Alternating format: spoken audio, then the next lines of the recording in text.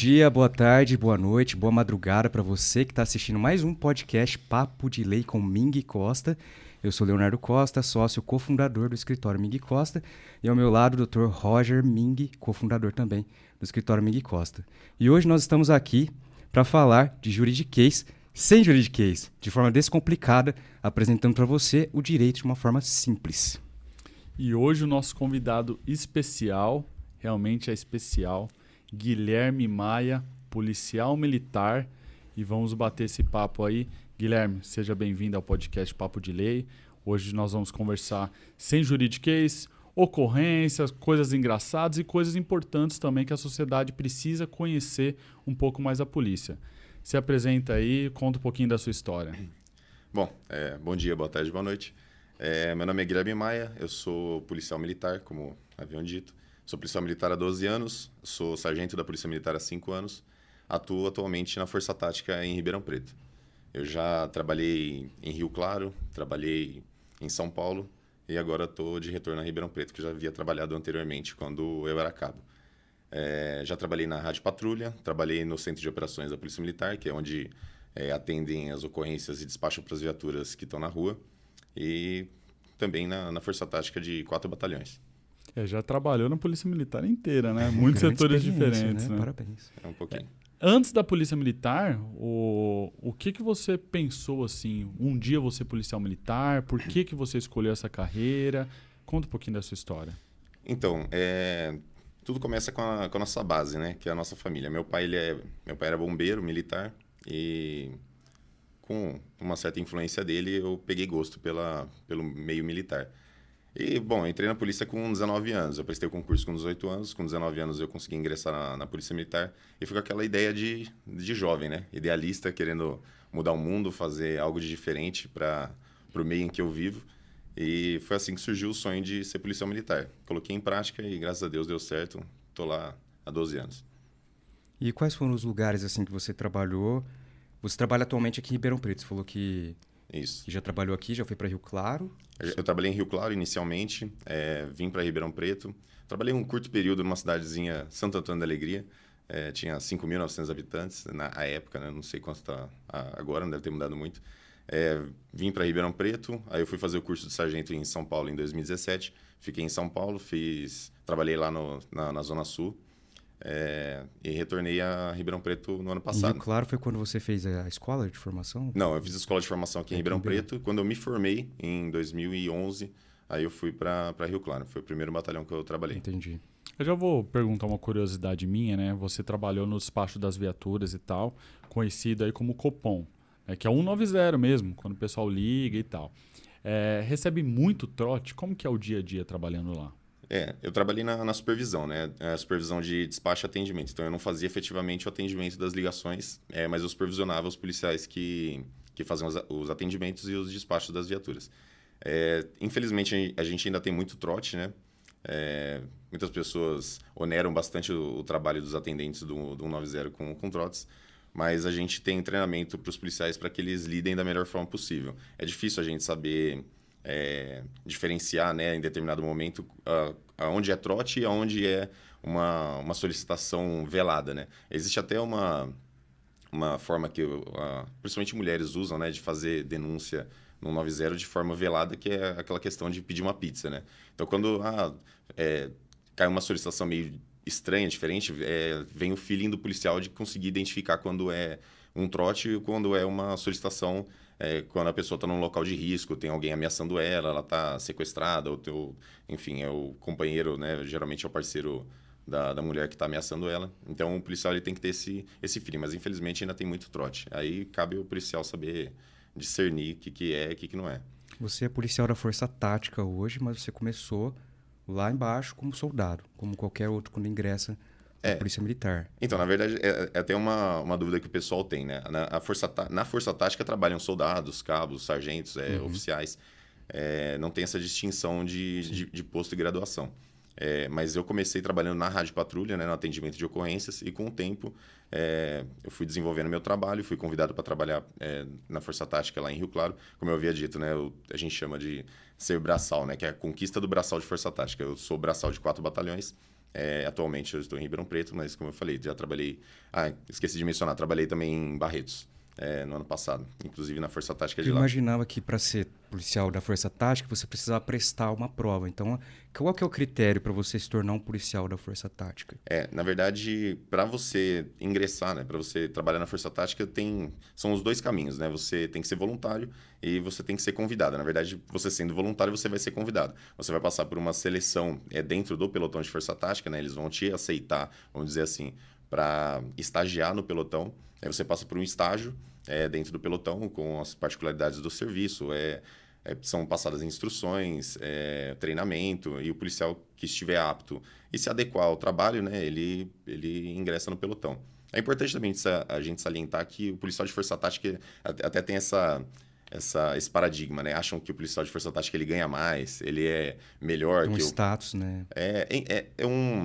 Na verdade, não é bem assim, né? O policial de Força Tática ele tem um trabalho diferenciado. É só um programa de policiamento diferenciado. Não quer dizer que ele é melhor que os outros policiais.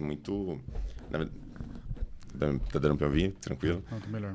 Não quer dizer que o policial ele é melhor. Ele tem uma particularidade. Ele trabalha num policiamento diferente.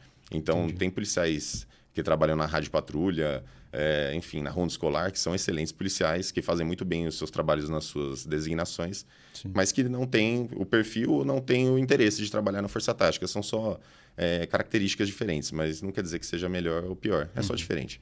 Entendi. No dia a dia do trabalho, né, muitas ocorrências, esse tanto de tempo na Polícia Militar e diversas cidades, diversas modalidades de polícia, com certeza já atendeu ocorrências das mais diversas. Conta pra gente alguma coisa engraçada, alguma ocorrência que você possa comentar aí pra gente.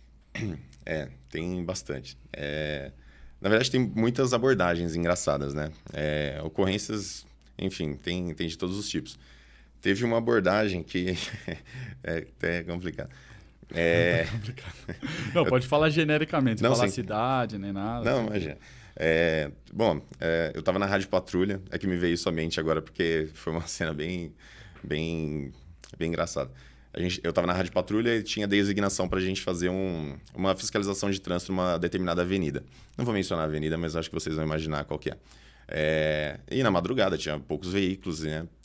E também com vistas a veículos que são produtos de roubo, furto, que naquela região tem bastante, principalmente por conta do fluxo de pessoas que estão à procura de serviços sexuais naquela região. Bom, dado momento, eu realizei a abordagem a um veículo, vi que não tinha nada que me trouxesse a suspeita de que havia algo ilícito, mas eu ia fazer a fiscalização de trânsito. Um senhor de 55, 60 anos parou, todo educado. Pois não, policial, muito boa noite. Eu falei, boa noite. Por gentileza, documento do veículo e habilitação. Segurando o riso porque esse senhor estava de sutiã dentro do carro. Só de sutiã, né? E calça. Então, aí você tem que ter o Jogo de cintura. o jogo de cintura e o profissionalismo, porque não sei de onde ele estava vindo, né? Não sei qual que era o porquê dele estar de sutiã, mas é que assim, a cena é tão aleatória que você fica... Chocado. Você demora um pouco para processar, né? Para assimilar. Por que esse senhor está de sutiã? Tipo, totalmente fora de contexto. Mas a gente tem que lidar, né? E tem ocorrências de... Enfim, pessoas que solicitam para cada coisa que... Não, eu lembrei de uma também, né? Na época que eu era policial militar. Assim, o pessoal chama a polícia por causa de tudo. Né? Tudo. Eu até entendo que muitas vezes as pessoas têm uma vontade da presença policial mesmo desnecessária. Então, teve uma vez que caiu uma ocorrência que seria típico de direito do consumidor, né? Procon, etc., mas um sex shop. E a pessoa estava alterada, etc. Nós encostamos lá, fui dialogar com a pessoa e ela estava reclamando porque comprou um vibrador e na caixa estava escrito 3 velocidades. Só que ela utilizou e só tinha 2 velocidades. Realmente. E aí assim, né? Eu tentando, não, calma e tal, amigão, tem como trocar e tal. O cara, não, já usaram, né? E aí fica naquela situação, a pessoa fica nervosa de um lado e tal. E assim, gente, né, não é coisa de polícia, entendeu? Então, a prática é muito complicada. É muito difícil o policial ter que manter a paciência, conversar, instruir ali. E sem, lógico, né, nenhum tipo de discriminação, qualquer coisa do tipo. Você tem que realmente fazer o trabalho ali. E próxima ocorrência, aí a próxima cai tiro, cai morte e assim vai. A polícia tá ali, né? Altos e baixos o tempo todo. É até engraçado isso, porque as pessoas elas veem a salvação delas em todas as situações na polícia, independente do que seja. Ela entende que a polícia ela vai resolver quaisquer problemas. Você comentou esse caso, eu lembrei agora de uma que o cara solicitou na casa dele, a princípio caiu para a viatura desinteligência entre marido e mulher. Chega lá, o cara estava discutindo com a esposa porque ela tinha mandado nudes para um amigo dele. E ele chamou a viatura para orientá-la, para que ela não faça de novo isso. E o que você vai falar? E ele mostrando, olha aqui as fotos que ela mandou. Eu falei, cara, não precisa me mostrar, eu acredito na sua palavra. E você tem que ficar orientando o marido e mulher para coisas assim... Chega a ser íntimas. constrangedor, né? Com certeza. Certas situações que o policial se expõe. Né? Para todo mundo, né? E principalmente para ele, né? Ele tá se expondo. É porque assim, aí entra naquela questão, né? O policial ele tem que ter a consciência de que se ele solicitou, na cabeça dele é plausível. Ele precisa de ajuda, porque a gente não consegue mensurar aonde que cada um tá com uma necessidade. Então, assim, se ele acha que aquele problema dele é um grande problema que tem que ser resolvido por uma autoridade policial, é claro que cabe a mim orientá-lo, né, de que não é bem dessa forma, mas eu tenho que ter empatia e entender que ele está num momento complicado da vida dele. Talvez depois de alguns minutos ele repense, né? Fala, nossa, por que eu chamei viatura por causa disso, né? É interessante isso que você mencionou, até vou dar um próprio exemplo meu aqui, né? Que aconteceu comigo já depois de formado como advogado. Essa sensibilidade do profissional da Polícia Militar em entender a necessidade do cidadão ali que procura por ajuda é uma coisa que a sociedade parece ter um sentimento de escassez. Porque, por exemplo, a Polícia Militar, quando você pensa polícia, você vê algum estrago aconteceu, né? E aí, quando você me fala desse sentimento de que, aquele problema da pessoa é importante para ela e eu preciso ajudá-la, é algo interessante de se ver. Sem dúvida. E o exemplo que eu ia dar, que aconteceu comigo, foi de um caso que nós tivemos de tráfico de drogas uma cidade aqui da região. E nós chegamos tarde na situação ali e a força tática já tinha agido na situação ali. E era um caso de um cliente nosso que já estava até sendo levado para o posto de saúde porque tinha sido bem agredido. E aí eu solicitei educadamente que o policial deixasse eu conversar com ele para poder tentar resolver a situação ali, orientei. O médico olhou, viu que estava tudo bem, voltamos para a delegacia. E o escrivão de polícia, nessa situação específica, ele agiu com totalmente com muita arbitrariedade comigo, porque ele quis ouvir o cliente numa sala em separado, sem a presença do advogado. No caso, estava ali presente. E eu fiquei totalmente descontrolado naquela situação. E haviam várias pessoas que tinham sido presas ali naquela situação e a força tática ainda estava ali na delegacia. Esse descontrole que eu tive, emocional, me fez bater na porta onde eles estavam conversando, de uma forma bem agressiva até, para falar para o cliente não responder nada e deixar eu entrar na sala para poder estar presente junto. E aí eu disse até pro escrivão na hora que eu ia chamar a comissão de prerrogativas da OAB e tudo mais. E aí veio um policial da Força Tática nesse momento. E aí eu assustei na hora, né? Porque na hora que eu vi aquele guarda-roupa atrás de mim ali, e ele falou assim, doutor, por que o senhor está criando animosidade aqui? E eu já parei ali e falei, caramba, será que eu vou apanhar aqui também? E aí ele falou, doutor, fica tranquilo, nós vamos conversar. E aí chamou o escrivão quis bater boca comigo. Não precisou, na situação ali, chamar a comissão de prerrogativas e nada. Mas o policial, naquela situação ali, impôs a presença dele para entender o que estava acontecendo comigo e com o escrivão, para poder mitigar o prejuízo que estava acontecendo tanto para mim quanto para o cliente e até para ele mesmo, né? Imagina ter que pegar uma ocorrência ali, não só com o cliente, mas com um advogado também, que estava agredindo o escrivão na situação. Claro que eu não iria fazer isso, mas essa sensibilidade do policial é uma coisa que a sociedade parece ter essa sensação de escassez, sabe? O policial ele tem que ser frio, Ele tem que ser violento, ele tem que ser agressivo. É até interessante o doutor comentar essa questão, né? Lógico, o papel do advogado é um papel bem diferente da polícia, etc. Mas essa visão que a sociedade tem no sentido de que aconteceu ocorrência, o policial levou para o hospital porque bateram bastante nele, que é a visão normal, né? Só que, na hora ali, ninguém estava lá para ver o que aconteceu realmente. Então, vou contar um caso meu, né? Tive uma situação, Maria da Penha, o cidadão, 120 quilos, 1,90 m, eu com um parceiro bem menor do que eu, e assim, não dava para parar aquele cara. A opção era atirar. E realmente a gente não gostaria de matar o cara. O cara totalmente agressivo, veio para cima, tentou pegar a arma, etc. E aí fizemos o uso da taser, ele não caiu, fiz o uso do segundo disparo, ou seja, 4 disparos, né? Porque cada um vai 2 dardos, etc. A taser é o tiro de borracha? Não, é a questão do choque. Ah, tá. Né? E aí, beleza. Ok, acabamos a ocorrência, tal, o cara totalmente agressivo, laudo, tal, tinha cheirado cocaína, etc. Quando... aí eu já estava como advogado, já passou um tempo, fiz a audiência, o promotor... Não, mas o policial, por que você teve que usar 2 vezes? Por que o indivíduo estava roxo ali? Por que torceu o braço? Aí eu falei, olha, não tem como você parar um cara muito maior do que nós dois juntos. E eu poderia ter atirado tranquilamente nele. E não fiz. Usei o meio menos letal possível. Agora, quem estava lá na porta do hospital, nossa, o cara chegou todo quebrado, parece que eu simplesmente cheguei lá e bati no cara. Mas não é assim. Na cena, não é tão simples assim. Lógico, o que acontece, arbitrariedades, etc. Mas a gente sempre tem que olhar... a polícia normalmente é vista da forma negativa. Uhum. A gente sempre tem que olhar como profissionais. O que aconteceu? Tá, tem alguma coisa errada? Ok, tem alguma coisa errada, vai ser punida, etc. Mas nem sempre tem, entendeu? Sim. Nem sempre. Não tem mágica de você parar o cara na mágica, não tem como. E nessa situação específica que eu contei, nesse caso, o policial da Força Tática agiu a meu favor. Ele foi como se fosse o meu advogado ali. Né, para poder tentar solucionar, né, a questão que eu estava tentando resolver ali, né?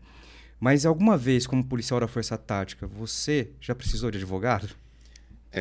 Não necessariamente nesse tipo de caso. Só fazendo um parênteses no que havia sido dito, o uso de força, ele às vezes é necessário, né? Tem até vídeos nas redes sociais que estão sendo circulados de uma ocorrência que foi ontem, ou antes de ontem, de um policial que ele leva um golpe de botijão de gás na cabeça. Não sei se vocês chegaram a ver. Foi lá em São Paulo. E foi numa tentativa de abordagem numa situação meio que parecida com a que deve ter sido a do seu cliente. Ocorrência com muitas pessoas, foge um pouco do controle, você não sabe quem vem... Comunidade. Comunidade, então assim, é muito complicado. O uso da força, ele também, em alguns casos, ele é meio... uma forma de prevenção para que você não sofra mais ataques. Então, se você tem que aplicar alguma chave de imobilização ou então até golpe contundente numa pessoa que está resistindo à abordagem ou resistindo à prisão, para a segurança dela, inclusive, e segurança dos demais que estão à volta. Isso pode ocasionar hematomas? Pode ocasionar hematomas. Infelizmente, o trabalho policial... A pessoa resiste na situação também. Desculpa, não entendi. A pessoa resiste na situação. Exato. Então, existem as 2 resistências, né? Ativa e passiva. Na resistência ativa, a pessoa ela vem para cima do policial. E, nesse caso, inflama as pessoas que estão ao redor. Se o policial não tiver uma atitude enérgica para que ele coíba a ação dessa pessoa, as outras pessoas vão agir numa espécie de... retaliação do policial ali. Né? Numa ação em cadeia, né? Sim. Porque se você deixa uma pessoa vir para cima, as outras tomam coragem e fazem o mesmo. Isso a gente vê bastante em estádio de futebol, por exemplo. Uma pessoa invade o campo. Ninguém pega aquela pessoa. 2 invadem. Todo mundo invade. Então, se você não reprimir a ação daquela pessoa, as que estão ao redor, elas vão... até pela questão do anonimato, né? Quando você está em bando, você age de forma impensada. Então, o policial, às vezes, ele tem que, de fato, usar técnicas de imobilização e até golpe contundente. Imediato para resolver. Exatamente. E é para proteger sua própria vida, né? Esse caso do policial que levou o golpe de botijão de gás na cabeça, ele caiu desacordado no chão. Qualquer um que quiser pegar a arma dele, matar ele e o parceiro dele, e isso acontece. Não é tão raro acontecer. O policial ter a sua arma arrebatada porque justamente não teve uma atitude mais enérgica durante a abordagem. Então, assim, infelizmente, às vezes é necessário. Você tinha perguntado, perdão, sobre advogado. Então, eu tive um problema até... Foi ano passado. Não foi nem com relação a responder procedimento com relação a mim, né? Eu acionei o advogado para que eu entrasse com ação de danos morais contra a pessoa que fez denúncias caluniosas por conta de uma abordagem.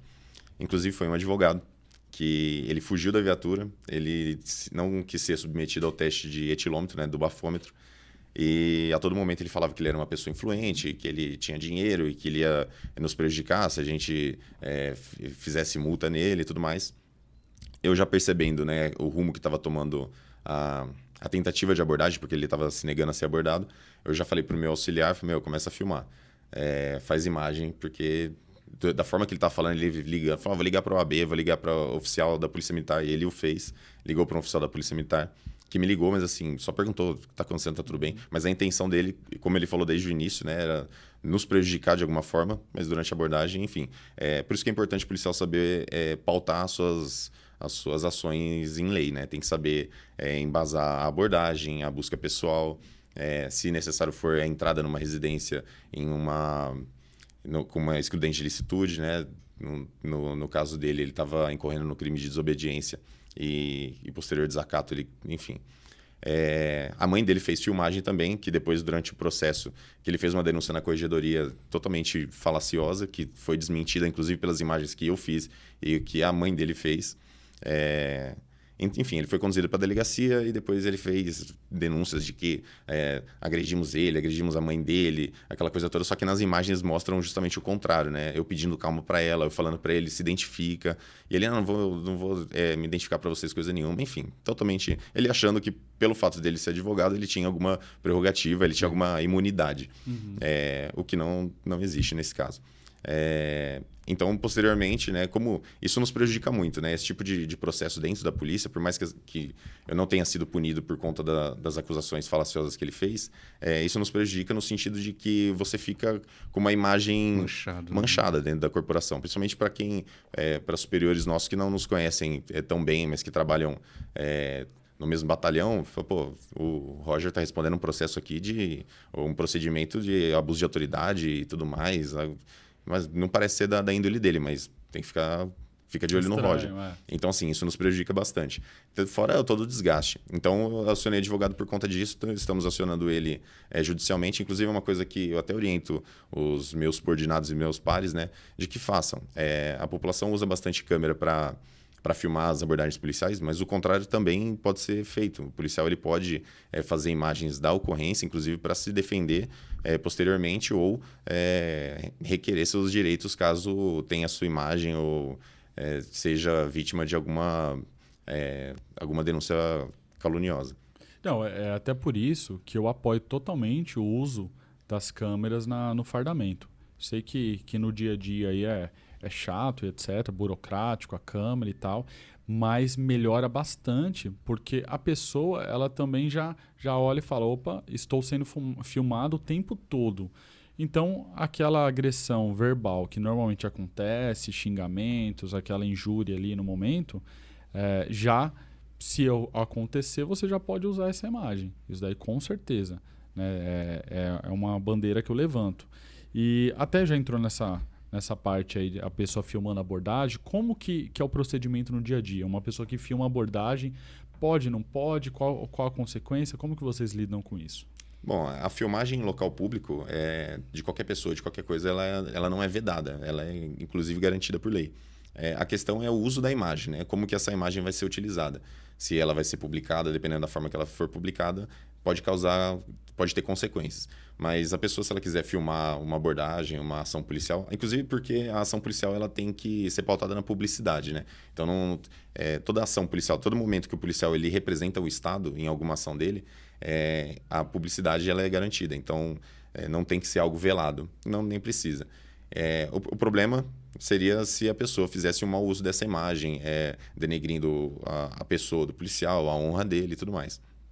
Mas com relação à filmagem não tem problema. É claro que contanto que isso não cause prejuízo na abordagem, né? Se a pessoa estiver atrapalhando a abordagem, se for ela a abordada e o fato dela estar fazendo filmagem durante a abordagem, a busca pessoal, é claro que não tem como, né? Se ela está sendo submetida a uma busca pessoal, é claro que o policial ele entende que pode ser que essa pessoa esteja carregando uma arma ilícita, pode estar carregando algum objeto ilícito e, portanto, não tem como a pessoa ficar manuseando um celular enquanto está sendo submetida à busca pessoal. Mas terceiros filmarem a abordagem não tem problema nenhum. Uma pergunta que fazem bastante pra gente é: fiz a abordagem policial, o policial pode me pegar, me levar pro DP, etc.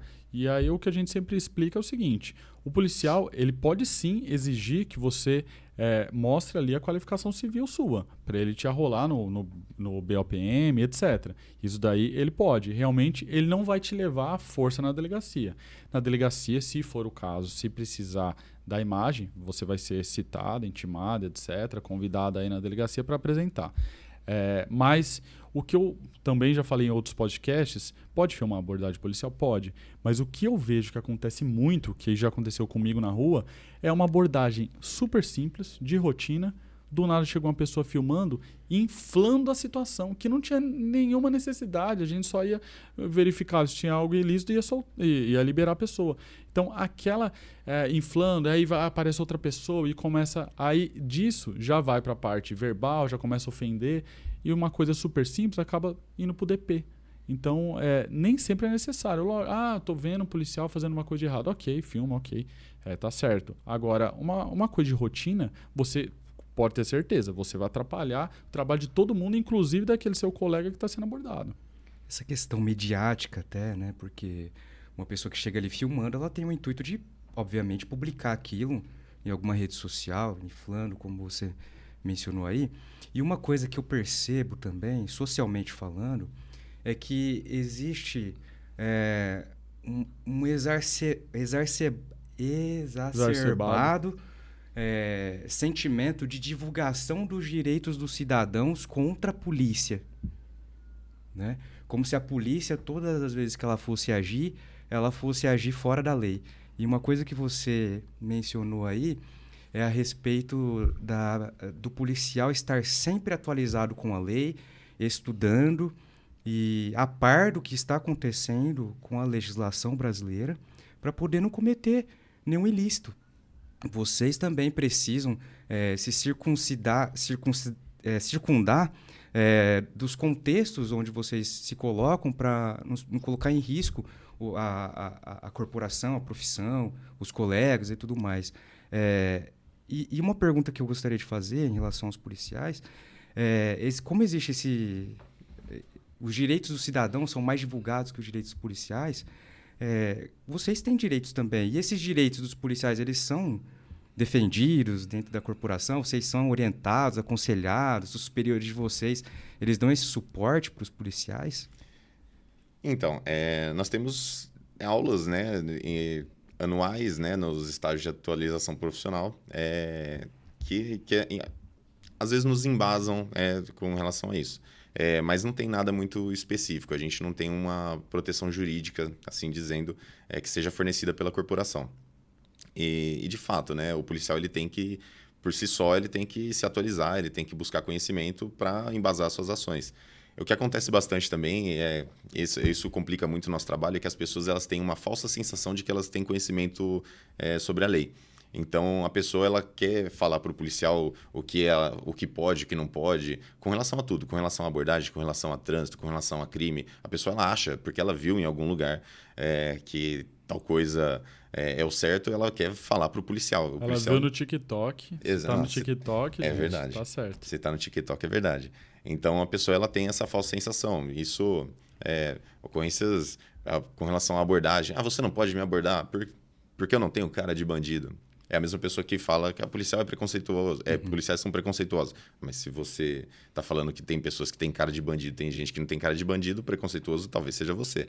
Então, o policial ele tem que saber que a abordagem, a busca pessoal, ela tem que ser pautada no artigo 144 do Código Processual Penal e tem que ser embasada na fundada suspeita. Então, tem que ter uma fundada suspeita para ser realizada a abordagem, independentemente da classe social da pessoa, da cor dela, do poder econômico, enfim.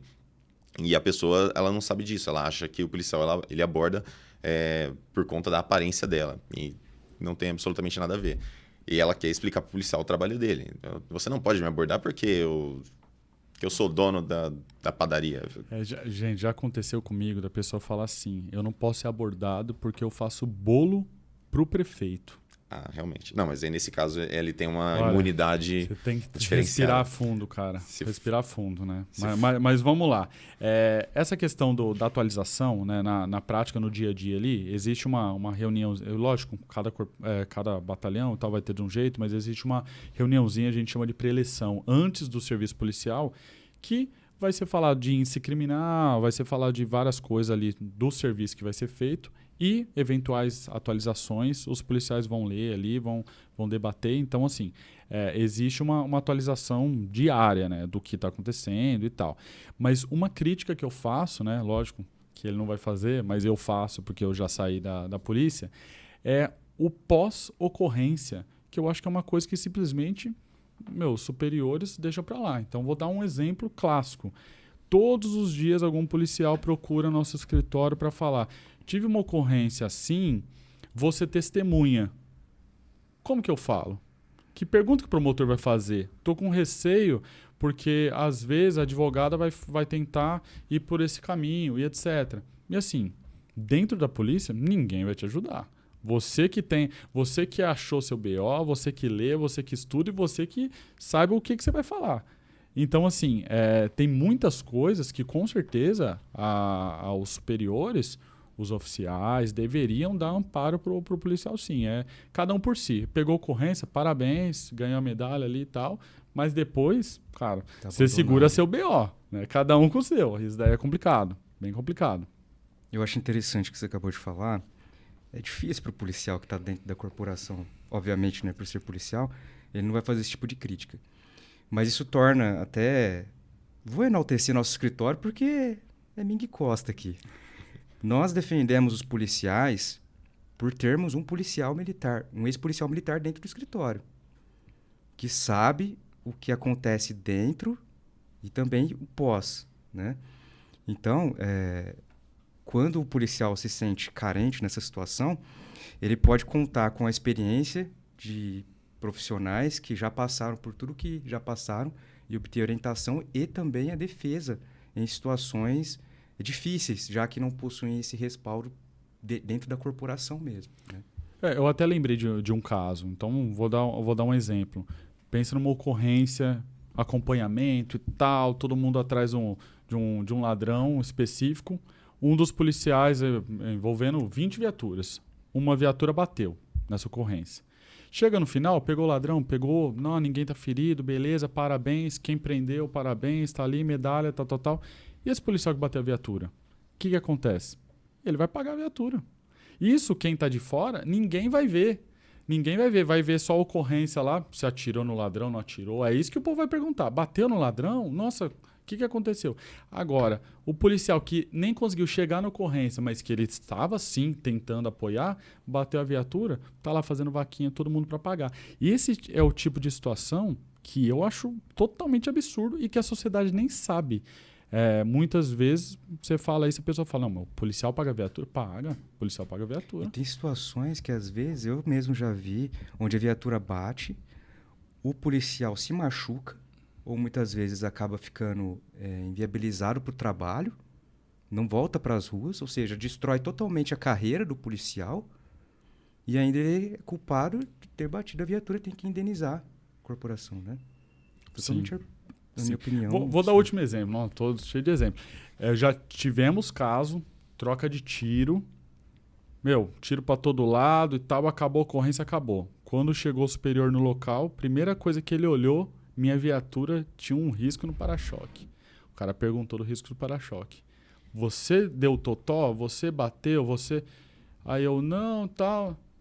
Amanhã essa viatura não vai estar com risco no para-choque. Eu falei, não, amanhã não vai estar com risco no para-choque. Ou seja, troca de tiro. Um monte de policial poderia ter sido ferido, etc. Tinha gente machucada, aí eu bati o joelho, etc. e tal. O cara não perguntou. O cara perguntou do para-choque da viatura. E E a gente pagou o para-choque da viatura. Olha aí. Então, é isso que a sociedade não sabe, né? É bem complicado. Mas vamos mudar de assunto polêmico. Tá muito polêmico. Falando um pouco da questão da abordagem, do trabalho, do dia a dia, qual é o tipo de ocorrência que vocês recebem, assim, todos os dias, com mais frequência, que o pessoal liga lá direto? Bom, depende muito do dia, né? Bom, na Força Tática a gente não faz atendimento de ocorrência, digamos assim, corriqueiras, né? Sim. Pra gente vai cair mais ocorrências, são designadas as ocorrências pra gente que são ocorrências de vulto, né? Roubo à residência, Tribunal do Crime, que tem, infelizmente, ainda tem bastante. Então, são ocorrências envolvendo facções criminosas. Então, para nós, são designadas especificamente essas ocorrências. Mas para a Rádio Patrulha, o que mais tem, por exemplo, de final de semana, que eu não era muito policiamento, eu não era muito 90, eu não era muito os policiais que estão na rua, são as ocorrências de perturbação do sossego. Isso tem muito. A falta de bom senso das pessoas, aliado àquela questão que a gente estava falando, né, das pessoas solicitarem a viatura para absolutamente tudo, causam esse prejuízo no policiamento. E assim, se ainda fossem só ocorrências de perturbação do sossego que são assim, absurdas, né? A pessoa que está... São muitas mesmo. Se fosse só isso, tava bom. A perturbação do sossego, você fala, seria som alto, essas coisas? Algazarra, som alto. Então, é aí que entra a questão. Quando o atendente 90 ele recebe a informação, a pessoa ela tá falando do outro lado, tá insuportável aqui. Despacha a ocorrência, a viatura vai acreditando que, às vezes, é uma criança que está chorando, um bebê. Então, assim, falta bom senso, às vezes, dos dois lados, né? Tem pessoas que não têm o bom senso de manter o silêncio durante a noite e estar fazendo festa num condomínio fechado. E tem gente que, por outro lado, também não consegue compreender que ela não vive numa bolha, né? Ela não vive numa fazenda no meio do mato, as pessoas vão fazer barulho, né, esporadicamente. Então, mesmo assim, as pessoas solicitam. Então, caem muitas ocorrências, principalmente no final de semana, que poderiam ser resolvidas entre as pessoas mesmo com bom senso. Mas, infelizmente, não é assim que acontece. Briga de marido e mulher tem bastante. Enfim, Bom, um dos vídeos nossos que deu 500 mil no TikTok foi falando de perturbação do sossego, né? Nós fizemos um vídeo falando que perturbação do sossego não era caso de polícia. Recebemos crítica, nossa senhora. Então, vamos explicar aqui um pouquinho para o pessoal.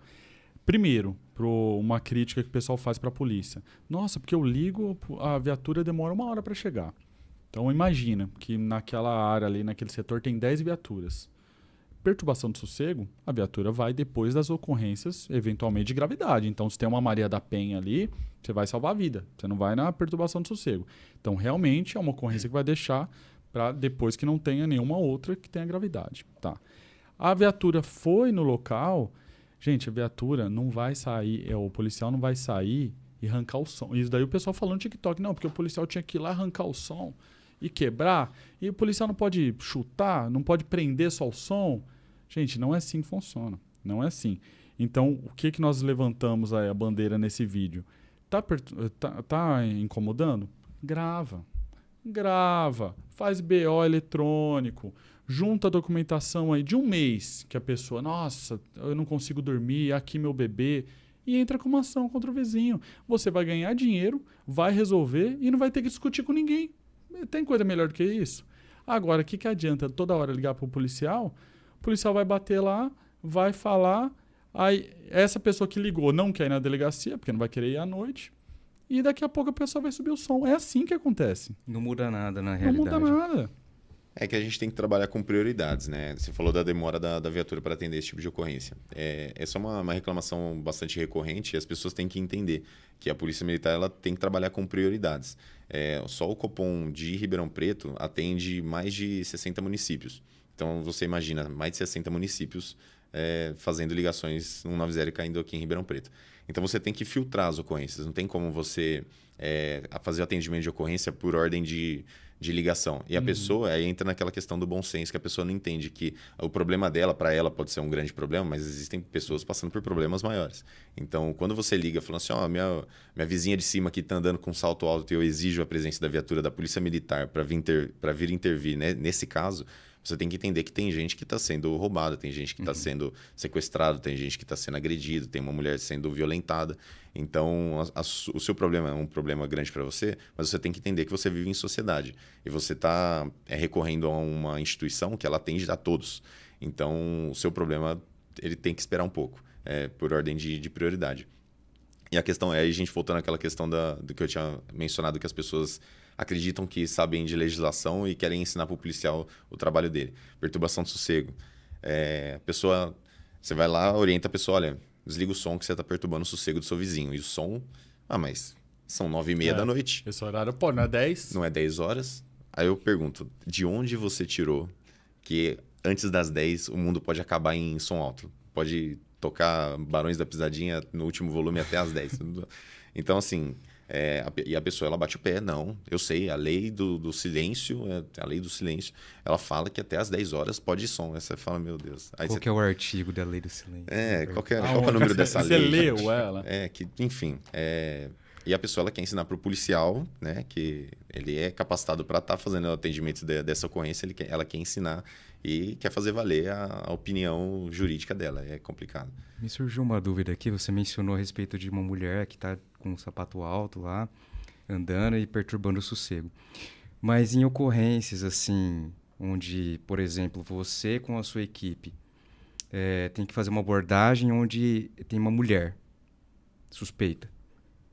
Vocês podem ali averiguar, revistar a mulher, se tem só homem ali na viatura? Como que é essa questão? Então, o artigo 249 do Código de Processo Penal, ele fala, né, que a abordagem à mulher ela deve ser feita por uma outra mulher, contanto que isso não cause prejuízo e retardo na abordagem, na diligência. Então, assim, preferencialmente vai ser feito por uma outra mulher, mas a realidade é que nem sempre vai ter mulher na equipe e talvez nem tenha mulher, uma policial feminina trabalhando na região naquele momento. Dependendo da situação, se eu vou fazer uma abordagem e preciso fazer uma busca pessoal numa mulher, é porque eu tenho algo que me leva a crer que ela está com uma arma, com alguma coisa que pode causar risco para as outras pessoas, para a equipe policial. Então, nesse caso, tem que ser usado do bom senso, né, da melhor forma possível, para você fazer a revista naquela mulher sem constranger ela, né, na questão de você tocar o corpo dela e tudo mais. Existem meios, né, que dependendo, se tiver num ambiente controlado, dá para levar ela para um local mais adequado. É claro que não vou fazer uma busca minuciosa, porque uma arma ela vai ter um volume que vai dar para você perceber sem você precisar fazer uma busca minuciosa. Mas se possível for, se o local der condições para que faça num local mais reservado, ou se tiver uma outra mulher, uma civil lá que possa auxiliar na busca, é feito dessa forma. Mas nem sempre é possível.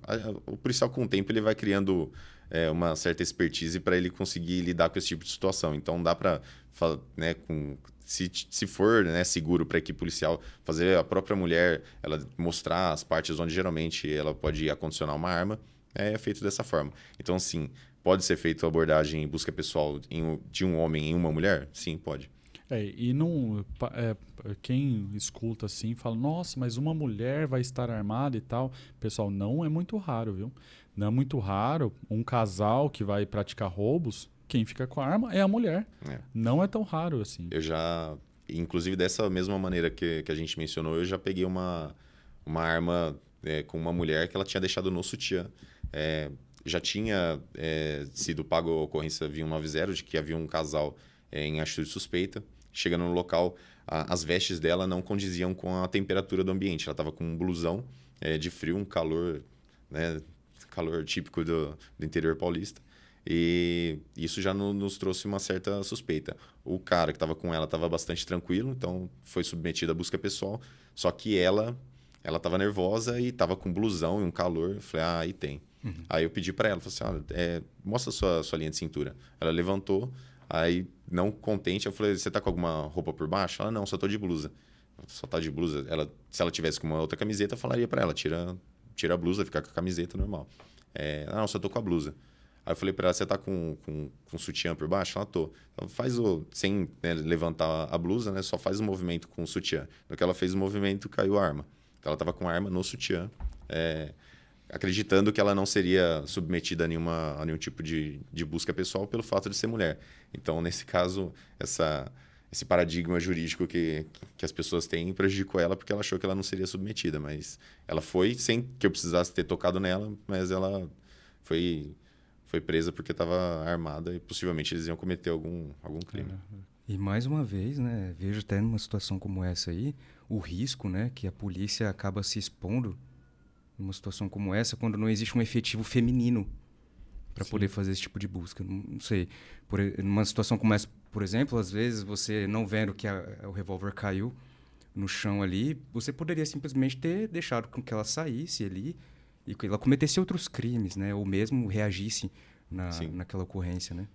Então, é daí que está a importância do policial ele saber o amparo legal que ele tem dentro das suas atribuições, dentro das suas ações. Se o policial ele desconhece, não é o caso, né? Porque na Polícia de São Paulo a gente dissemina esse conhecimento. Mas se o policial ele desconhece que ele pode sim fazer uma abordagem a uma mulher, ele está sendo colocado em risco por conta da ignorância dele. Então, num caso desse extremo, se a mulher ela percebe que a equipe policial deu aquela, como a gente fala, né, deu aquela vacilada durante a abordagem e tirou a atenção dela e ficou focando somente no homem, acreditando que por ser mulher ela não vai ter nada e infelizmente eu não posso fazer a busca pessoal nela, então eu vou deixar ela de canto. Ela saca da arma e até o policial entender o que está acontecendo, todo mundo já foi baleado. Então, para a segurança do policial, ele tem que saber seus limites e também até onde ele consegue chegar durante a abordagem. Com certeza. Quando eu era policial militar, em churrasco, baladinha, festa, primeira coisa que o pessoal falava, e aí, já matou quantos? Cara, é uma coisa assim, impressionante. Todo mundo pergunta isso, né?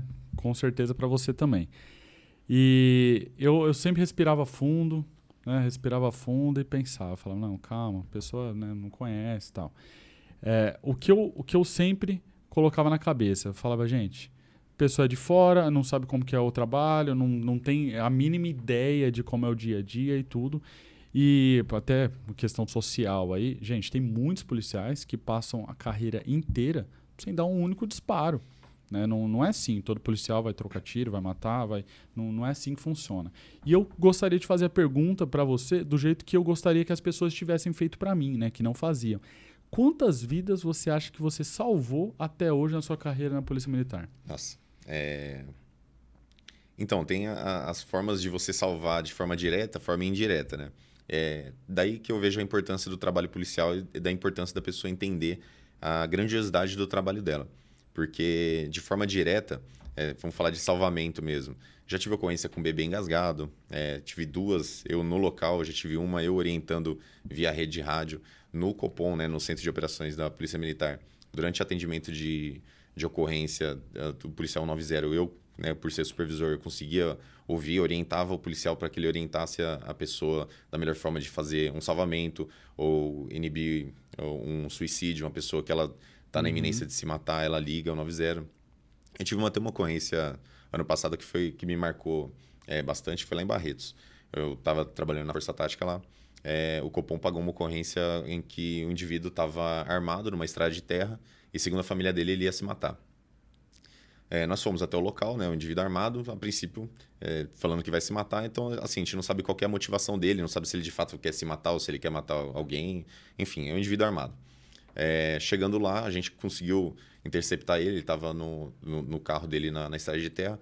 A hora que ele desceu do veículo, aí que entra também a calma do policial de conseguir assimilar a situação. Ele desceu com uma calibre 12, uma espingarda.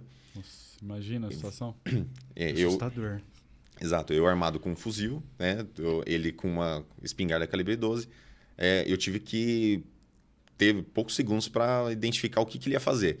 Ele pegou a espingarda e ele colocou no próprio pescoço, no próprio queixo. Então, assim, a princípio, ele não estava apontando a arma pra gente. Então, mas mesmo assim, já falei pro meu auxiliar, pega o escudo balístico, por mais que ainda assim fosse arriscado, mas pega o escudo balístico, vamos tentar conversar com ele.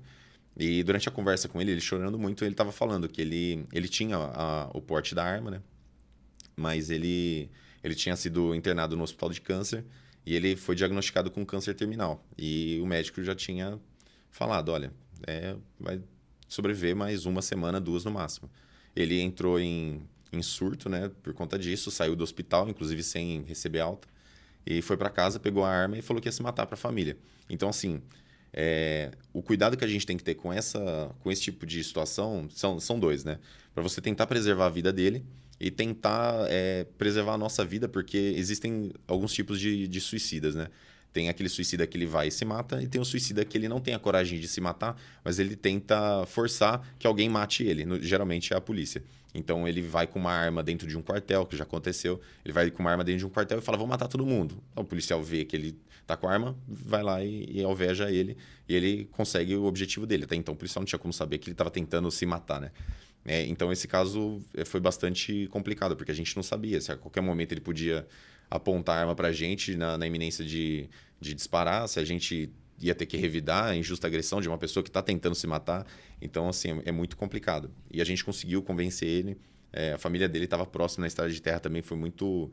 a gente teve que ter muito tato, né, para lidar com isso, porque se ele faz alguma coisa ali, a família está próximo, e era uma calibre 12, né? Um poder de fogo grande. Então, graças a Deus, a gente conseguiu conversar com ele, acalmou ele soltou a arma, a gente levou ele para casa dele, para a família dele. Ficamos sabendo que dias após ele veio a óbito, mas por conta do câncer mesmo. Mas é uma coisa bastante complicada. Foi uma vida que a gente conseguiu, né, salvar naquele momento, ele tirar esse trauma da família, né, dele se matar, ele mesmo, né, ter o fim da vida dessa forma tão trágica. Então, esse foi um caso que me marcou bastante, mas tem vários. E também tem, como eu falei, né, a forma indireta de você salvar vidas, né? É uma orientação, é um jovem que está entrando no mundo das drogas e você consegue conversar com ele, talvez mudar o rumo da vida dele. Você nem fica sabendo o que acontece no pós, né? É uma orientação para uma família que você dá, para uma mãe. É uma criança que gosta da polícia ou não gosta da polícia por conta de influência do meio em que ela vive. Você consegue mudar a cabeça dela e talvez no futuro ela tenha um outro caminho que não... É uma Maria da Penha que você consegue convencer a mulher de sair, de se afastar daquele agressor que provavelmente poderia ter algo mais grave mais na frente. Exatamente. Então são muitas vidas que a gente consegue mudar o rumo por ações corriqueiras, nossa, do dia a dia. É uma ocorrência que você atende, você mudou o rumo de uma família inteira. Aí você parte para outra ocorrência, acontece o mesmo. E às vezes o policial ele não tem dimensão disso, né? As pessoas às vezes não têm dimensão disso. Que uma ação sua, ela pode culminar naquele efeito borboleta, né? É uma pequena ação aqui que... Uma reação em cadeia. Uma reação em cadeia, exatamente. É importante enaltecer esse heroísmo, né, da polícia militar. Até uma dúvida que eu tenho, que você acabou até trazendo um certo alento para mim, né, nesse sentido. Nós estávamos indo para a academia há uns 2 dias atrás e eu vi uma viatura da Força Tática com um policial segurando um revólver. E imediatamente eu virei pro Dr. Ming e falei, olha, doutor, tá acontecendo alguma coisa grave ali. E aí ele me respondeu prontamente, não, tá tranquilo, a Força Tática um meio de trabalho dessa forma mesmo, né? E eu percebo que a sociedade, ela acaba tendo mais uma sensação de medo do policial, especialmente do policial da Força Tática, do que uma sensação de proteção. Por que você acha que isso acontece no meio social? Bom, a Força Tática, ela, de fato, ela passa uma imagem mais ostensiva, né? Isso, assim, é até por conta das particularidades do trabalho. Muito do que a gente previne para a nossa segurança é por conta da imagem que a gente passa. Então, a gente geralmente trabalha em locais de elevado índice de criminalidade, a gente lida com pessoas que estão envolvidas com crime organizado. E se a gente não passar essa imagem para as pessoas de que nós estamos preparados a todo momento para reagir a algum tipo de ataque, nós seremos alvos fáceis, né? Então, dentro desse contexto todo, a gente tem que passar essa imagem de ostensividade. Mas também não anula o fato de que nós somos próximos à população. O policiamento de Força Tática ele é pautado na polícia comunitária. Então, como eu havia dito, bom, nós temos vários projetos sociais dentro da Polícia Militar que a Força Tática participa também. A gente faz visitas a crianças. Inclusive, ano passado, até eu postei nas minhas redes sociais, o pessoal ajudou bastante. A gente fez uma visita a uma família uma família indígena lá de Barretos, que o menino ele tem câncer. E por conta da imagem nossa, né, da Força Tática, que passa a credibilidade, a imagem da Polícia Militar, a gente conseguiu muitas doações para aquela família e, enfim, eles tiveram um auxílio. E até hoje, inclusive, se alguém quiser continuar ajudando, né, a gente, né, faz a contribuição lá, eu posto nas minhas redes sociais. Então, assim, a nossa imagem ela tem que ser um pouco mais ostensiva por conta da particularidade do trabalho. E também tem aquela questão, né? Se alguém for atacar um policial de força tática, sabendo que ele está armado com fuzil, com calibre 12 e tudo mais, ele tem meios de se defender, essa pessoa ela não vai atacar com uma pedra, ele não vai atacar com um revólver 22, ele vai atacar de fato. Então, assim, o policial de força tática ele tem que estar preparado para esse tipo de situação, porque ele não sabe quando que pode acontecer. E por outro lado, o medo também garante a segurança das pessoas ali, né? Agora, pensando por outro lado, um policial da força tática que esteja ali segurando um revólver ou prontamente atento a qualquer situação, ele passa, apesar daquela sensação de medo, ele passa para a sociedade uma sensação de que a lei está sendo cumprida. Eu estou aqui garantindo que a sociedade esteja em segurança. Exato. Assim, eu vou até dar um exemplo prático. Eu trabalhei quase o tempo todo em São Paulo. Em São Paulo, já aconteceu de eu entrar numa padaria e tal, e a pessoa, nossa, mas você precisa entrar e ir até o banheiro e olhar e voltar e tal? Eu falei, preciso. Por quê? Porque se tiver uma pessoa escondida ali, eu tenho que saber o que está acontecendo e tal. E mesmo se houver, vamos supor que o ladrão está sentado ali tomando café dele. Ele vendo a minha atitude, que eu estou ali esperto, ele já vai falar, esse policial aí não dá. Então, você precisa mostrar que você está ligado, que você está pronto, o serviço é esse. Colocou a farda, você tem um alvo nas costas. Então, para você não ser o alvo, você tem que estar ligado o tempo todo. E isso não vale só para o policial de força tática, né? Que a pergunta foi direcionada por conta da força tática, mas todo policial ele tem que ter essa postura para prevenir possíveis ataques a ele e também para passar essa segurança para a sociedade que está ao redor dele. Para as pessoas perceberem que, bom, ali tem um policial qualificado que vai fazer a nossa segurança se assim for necessário, e para o criminoso também ver. Ele vai ver, olha, aquele policial, e não só de serviço, né? Não só fardado, porque o policial, principalmente para o criminoso, ele é facilmente identificado. O criminoso, ele sabe. Fala, aquele cara, ele trabalha na área da segurança. Eu gravei um vídeo assim, existe policial de verdade e policial de mentira. Mas o mesmo exemplo aí da academia chamou a atenção que os policiais estavam com a arma na mão, mesmo sem estar numa ocorrência.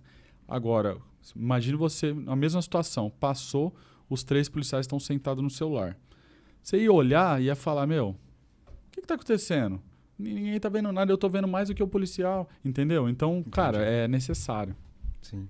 Dá para ver que você realmente ama a tua profissão, né? Assim como nós também amamos a nossa.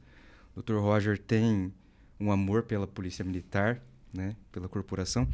E eu gostaria de perguntar para você, o que um policial militar ele precisa para ser um policial militar, especialmente da Força Tática? Você ressaltou diversas coisas legais aí do trabalho. O que ele precisa ter para se tornar um policial militar? Eu acredito que o termo ideal é versatilidade. O policial ele tem que ser versátil. Ele tem que saber lidar com as mais variadas adversidades, ele tem que saber lidar com pessoas de todas as classes sociais, ele tem que saber ser técnico quando precisa ser técnico, ele precisa saber falar de uma forma mais simples quando precisa, dependendo com quem ele está falando, com quem ele está lidando. Ele precisa ter preparo psicológico, preparo físico. Então, assim, são várias coisas que fazem o policial ser um policial ideal. É claro que a gente não vai ter um policial ideal, mas para você chegar o mais próximo possível disso, você tem que ter versatilidade, para você ser bem compreendido por todos e para você fazer um trabalho a contento, independente da situação e da localidade que você está. Então, acho que a versatilidade é o que faz um bom policial.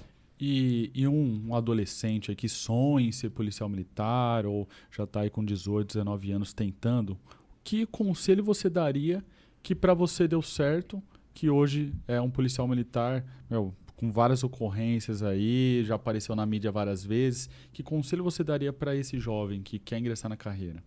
Bom, se é o sonho dele, eu aconselho que pare de sonhar e comece a colocar em prática. Bom, hein? Comece a colocar em prática. Até porque acontece muito das pessoas elas começarem a querer se preparar para o concurso quando o concurso está bem próximo. Eu não havia mencionado, mas eu também sou professor de educação física. E acontece bastante das pessoas chegarem para mim, eu preciso me preparar para o teste físico da polícia durante o concurso. Eu falo, ok, vamos fazer sua preparação. Quando que é o teste físico? Daqui 1 mês. Eu falo, começou cedo a se preparar. Então, assim, que se prepare, né, intelectualmente, né, estudando e também fisicamente para o teste físico, mas também é importante se preparar psicologicamente, não para o teste psicológico, né, especificamente, mas para a carreira que ela pretende, né, que está por vir. Porque, como a gente mencionou, é uma carreira muito grandiosa. Então, você tem uma incumbência muito grande, é uma responsabilidade muito grande e um poder que você tem nas mãos. E o poder que eu falo é no sentido de você, como a gente já havia falado, você poder mudar a vida de muitas pessoas, você influenciar na vida de toda uma sociedade ao seu redor. E, para isso, você tem que ter um grande preparo psicológico, para você assimilar essa responsabilidade toda. Então, que comece a se preparar psicologicamente nesse sentido, que comece a entender que tem os benefícios da profissão, mas também tem muitas dificuldades, não é fácil. Como a gente falou, o policial, durante o serviço, ele tem que mostrar que ele está atento, mas de folga também. A gente vive no Brasil. Infelizmente, a nossa realidade é de que o policial ele tem que estar 24 horas, como a gente fala, no QAP. Ele tem que estar ligado 24 horas porque é a vida dele que está em jogo. Então, a pessoa tem que entender isso também. Você quer ingressar na Polícia Militar? Se prepare para as adversidades. Vai ter muitos benefícios no sentido de evolução pessoal, mas também tem essas dificuldades. Então, se prepare psicologicamente, entenda que a grandiosidade disso e faça por merecer. Estude, se prepare que todo mundo tem a ganhar, a sociedade e a pessoa mesmo. Guilherme, muito obrigado por você ter vindo aqui ao nosso podcast Papo de Lei com Ming Costa. Para mim foi uma honra ter recebido um policial militar. Nós defendemos policiais militares, mas nunca tínhamos parado para poder, de perto, conhecer a fundo assim e passar para as pessoas que nos assistem o que é ser um policial militar, o que é estar na Força Tática, o dia a dia de um policial militar. E eu acredito que você contribuiu muito para que as pessoas que nos assistem saibam um pouco mais do que é ser um policial militar. Obrigado por ter vindo. Gostaríamos de estender o convite para que volte e conte mais experiências dessas que você já passou e muitas outras aí, contribua conosco também. Agradeço ao Dr. Ming também por estar aqui comigo e agradeço a você que está nos assistindo aí por ter participado conosco aqui. Não se esqueça de seguir nossas redes sociais, nosso Instagram, Facebook. Também temos o Spotify e YouTube. E se você tiver alguma dúvida, mande-nos mensagem lá no direct. Nós estaremos sempre atentos para te responder. Muito obrigado pela sua participação e nos vemos no próximo podcast Papo de Lei com Ming Costa. Até a próxima, pessoal.